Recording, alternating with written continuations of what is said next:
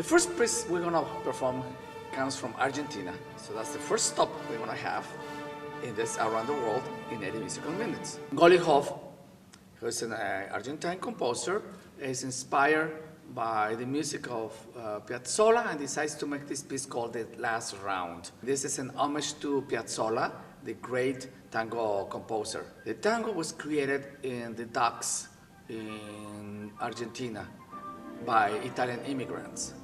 These Italian immigrants were young and were really strong, and they wanted to have some fun. So what they did was kind of wrestling and dancing at the same time. That's why the tango is kind of a strong dance. The tango is born that way in Argentina, in the port called La Boca. Now from Argentina, we're gonna go to Russia, and we're gonna visit this composer called Sergei Prokofiev.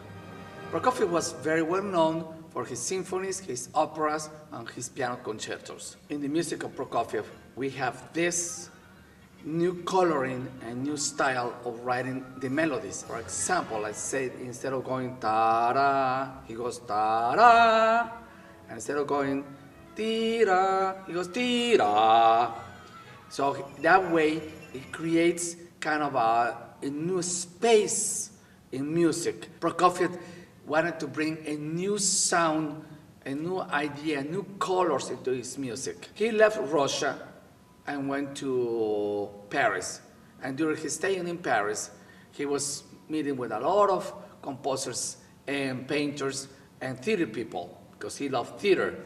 So his operas are more theater-like than just typical operas. He thought that the coloring in the music should have something different from what it was used to in the days he was composing. Prokofiev was trying to extend the piano playing in a way that normal people could not play it. It is a tough piece, but I'm sure you will enjoy it, and just watch through the hands of the pianist, how they go from one place to another for quite a while.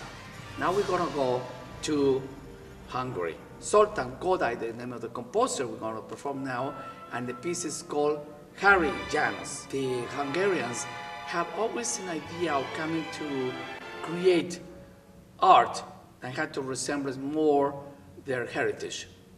The Hungarians, unlike the rest of the Europeans, have a different language, they have a different style of culture.